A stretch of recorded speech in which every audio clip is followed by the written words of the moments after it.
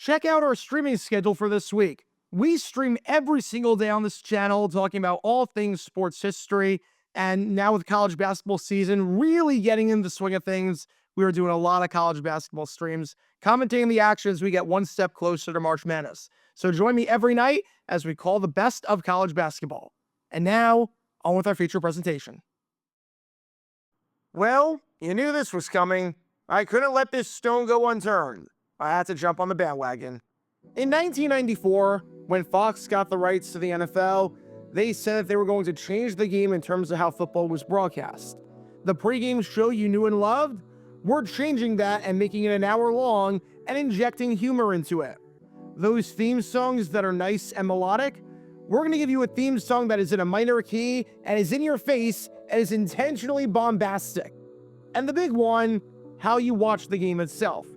Gone are the days where you only get periodic score updates. Gone are the days of a 10-minute tracker and score updates at the commercial break only. We're going to give you the score for the entirety of the game.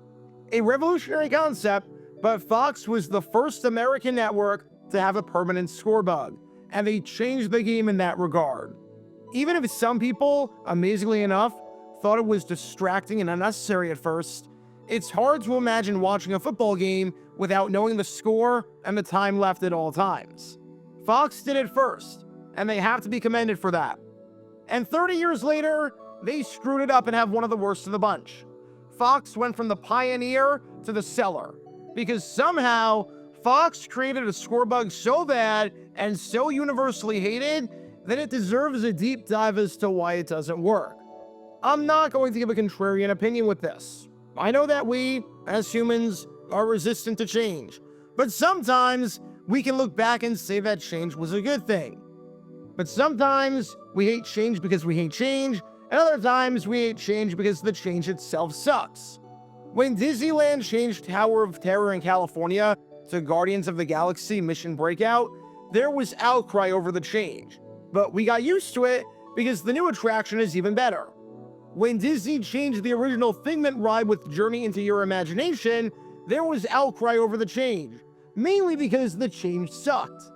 And this isn't one of those changes that we'll get used to and be like, well, this isn't so bad, or look back on fondly when the time comes. This should be a one-game experiment, and that's it. As is customary for networks to do, Fox premiered its brand new scorebug for the first time at the Super Bowl, and it stinks so badly that we need to dissect it even further. But before I dive into the details of it, make sure you hit that like button down below, subscribe, and turn on the notification bell so you don't miss a single video or a single live stream that we post on the channel. We post every single day about the weird and the wacky history of the NFL. So if you like that sort of stuff, then this is the place for you. Thanks in advance for your support, as every subscriber and every bit of support helps as we try to reach 70,000 subscribers. So I really appreciate it if you hit that like and subscribe button down below. With that in mind, let's dive right in. There are three main problems with this scoreboard, not when being looked at from the lens of the old bug, but just in general. We're going to put our predisposed biases toward this bug out the window from the lens of comparing it to their old bug, because truth be told, Fox's old bug was not that good. It was too cartoonish. It was way too big and vertical to the point where the bottom of the screen would routinely be cut off with opposing cornerbacks. But if you notice one thing about the bug at first, there are two clocks in football. One of them is the play clock, which tells you how much time you have before the ball must be snapped, and the other one is the game clock, which tells you how much time is left in the quarter or the game. These clocks work hand in hand.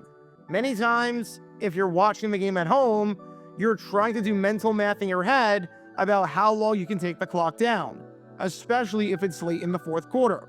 You see the game clock running and the play clock running, and you're thinking, okay, if they snap this with 2 seconds, there will be X amount of seconds left on the clock. Or if you're on offense and the play clock is winding down, you're wondering how long the play clock is winding down and whether they need to get the playoff in time. You get the idea.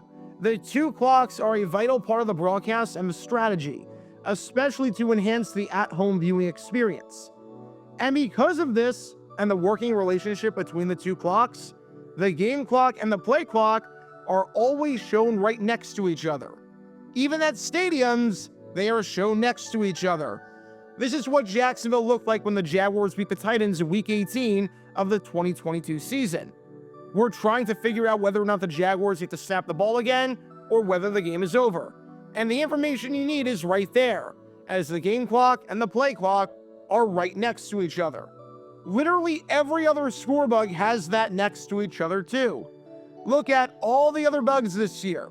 CBS has the play clock and the game clock right next to each other, so your eyes don't have to wander all over the screen to find this information. NBC has the play clock and the game clock right next to each other, so your eyes don't have to move. ESPN has the play clock and the game clock right next to each other, so your eyes can stay in the same spot. Amazon has the play clock and the game clock right next to each other, so your eyes can read both at the same time. Even the Simpsons broadcast, the freaking Simpsons broadcast, had the game clock and the play clock right next to each other. And the teams were represented by donuts, the players weren't real, and the scoreboard was a chalkboard. You get the idea here. Literally every broadcast partner of the NFL has the game clock and the play clock right next to each other, with a game clock to the left of the play clock. And it's not as though this is a new thing. This is a look at every single scorebug for the Super Bowl in CBS history, from Super Bowl 44 to Super Bowl 55. Yes, the look has changed over the years, and we can debate which bug was the best and which was the worst. But ever since the play clock became a permanent fixture on the bug, it's always positioned right next to the game clock. It's like driving a car. Even though each car you drive may have different features, the gas pedal and the brakes are right next to each other, because the two work hand in hand, and you don't want to have to be moving around to get the speed you need. So with that in mind, let's see Fox work against the human eye and years of NFL history. Because with this bug, as you've noticed, see where the game clock is in comparison to the play clock. Yeah, they're on two completely different sides of the screen. The play clock is on the left side or the right side of the screen, depending on what team has the ball, and the game clock is in the middle. This means that your eyes have to wander. This means that you can't read the game clock and the play clock at the same time. This means that you have to train your eyes in a way that you don't have to with the other networks, and in a way that you didn't have to before. Whereas before, all the information you needed for clock-related things was compact and easily digestible, here it's nowhere close, and you have to actively search out the information. We'll get to the actual aesthetics of the design in just a bit, but it blows my mind how Fox decided to go against the human eye with this bug by placing the information all over the screen instead of putting it in one spot. And it's not like they replaced that spot with something more valuable, they just didn't use it at all. This is like if you have a washer and a dryer, and before, the washer and the dryer were right next to each other. So you just take the clothes out of the wash and toss them in nonchalantly to the next item. And now, the washer and the dryer are in two separate rooms on opposite sides of the house. One of those setups is way more convenient than the other, I can tell you that much. But hey, at least this bug is easy to read. At least you can make out what the score is. Oh wait, you can't! You freaking can't! Because there is no bug whatsoever, as if Fox completely forgot to put a fill in the center of the screen, making the bug feel incomplete. This means that when you have white numbers and no background with the bug, if the background itself is white, the numbers will blend in with the screen. If they're showing a close-up of a player wearing a white jersey, which happens, literally every freaking game, because one team is just about always wearing white, the score will be obstructed.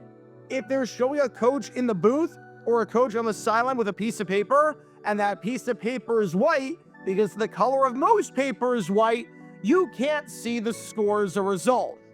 And while it might not have been a huge problem for the Super Bowl, even though there were moments where you couldn't see the score because of the white background, networks don't debut bugs for the Super Bowl and then scrap them immediately.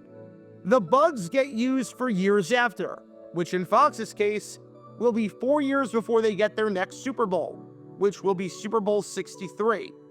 that means that this bug will be the bug that is used for the next 4 years for regular season and postseason games. And what happens at some of these games later in the season in northern cities? That's right, it snows. So I want to see, quite simply, how this bug will look during a snow game.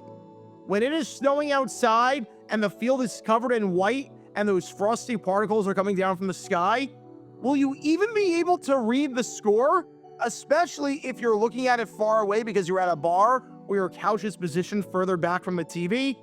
I took the Fox Scorebug and literally changed nothing about it, then imposed it on a snowy broadcast from this past season, which was the Eagles-Rams playoff game. And gee, this is freaking tough to read. Especially if you're at a bar, this is really tough to read. Who knew? Who knew that white numbers on a white background might make for a tough viewing experience, especially if you're looking at it from a distance? I took another snow game, the Lions-Eagles game from 2013, and decided to try it out there. And yep, it's still pretty tough to make out because white on white is not good. It's the same reason that white crayon is always the most neglected crayon in the Crayola box. Because if you have white paper, it's pointless because it's almost impossible to make out. And we've got that same problem here. No one at Fox realized that, though. Good luck for the next 4 years with any snow games, Fox. You're going to need it. And seeing as your network is the broadcast home for most of the NFC East and the NFC North games, where snow is the norm during December and January in outdoor weather, yeah, you didn't think it through at all. Those are the two objective faults with this bug. The play clock and the game clock being nowhere close to each other, meaning that the information is harder to process, and the lack of backgrounds making the score super hard to process, especially if there's a white background. The artistic design of the bug is super subjective. It is a matter of personal taste and preference. So this video isn't really about the bug just looking incredibly ugly, even though it absolutely is, as it's the only bug without any logos, and it looks incomplete as a result. But without logos, the bug looks unlicensed. It's not just incomplete, it looks unlicensed. It looks like one of those bugs that you see when stores are trying to advertise how good their televisions look for sports, but they don't have the rights to the NFL. So they have to make up just 2 random teams and make a random score bug. I mean, we go from a background to no background to a background to no background to another background with no transition whatsoever left to right.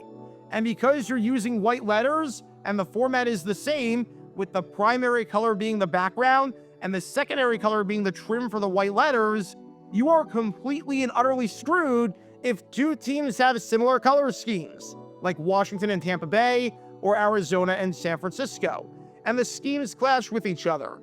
At least before, if they clashed with each other, there was the logo that differentiated it enough. But with this scheme and with no logo, it is super easy to misread this bug at first glance. The problems with this bug all boil down to this. Quite simply, it seemed as though it was created by someone that does not watch football. If they did watch football, the play clock and the game clock would not be at opposite ends of the screen. If they did watch football, they would know just how atrocious this bug would look in the snow. If they did watch football, they would know that certain color schemes for teams might make this look super ugly and confusing.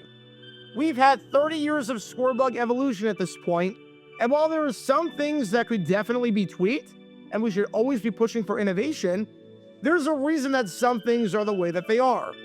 We've had years of stadium design, and we're always looking for new things to put into stadiums and exciting renovations and details that will be well received and set one stadium apart from the rest to make it look great. But there's a reason why every stadium has seats. You're not just going to build a stadium nowadays without seats. We've had years of car design, and we're always looking for new features that look slick, are safe, and increase the value of the car and make it look cool. But there's a reason why every car has doors. And that's what this Fox Scorebug feels like. They got rid of a ton of features of Scorebugs that have been there for years for a reason. Like, I don't know, backgrounds. And they weren't design choices, but rather were functionality choices. If this was a design choice, all right, we'll get used to it, as much as it might stink or as much as it might be a downgrade. But this is a score bug that isn't functional. Fox created a bug that is counterintuitive to the purpose of score bugs. Fox created a bug that is as inconvenient on the eye as possible. And for that, they deserve a lot of criticism. This isn't a font change or a minor tweak that could be considered a downgrade. This is a score bug that is borderline unusable for certain situations and for certain things. There's minimalism, and then there's whatever the heck this is, which is less than minimalism, because at least there's functionality in minimalism. Because while there were many losers at Super Bowl 59, from the Kansas City Chiefs to Drake, Fox might be the biggest loser of them all, as they'll have to go back to the drawing board after this absolutely terrible score bug of theirs. Because for Fox, the Super Bowl score bug was anything but super. Be sure to like and subscribe if you have not done so already, as it helps the channel out a lot, and check out my other channels, JG8 for the history of college football, JG7 for the history of baseball, and JG9 News, where we talk about all things happening in the NFL. Join me every Wednesday night at 8 p.m. Eastern, where we'll play live NFL trivia for cash prizes. And make sure to join me live, as we're on stream just about every single day. And thanks to all our Patreon members and our YouTube members for helping out the channel. See how you become a member and show your support financially in the description down below.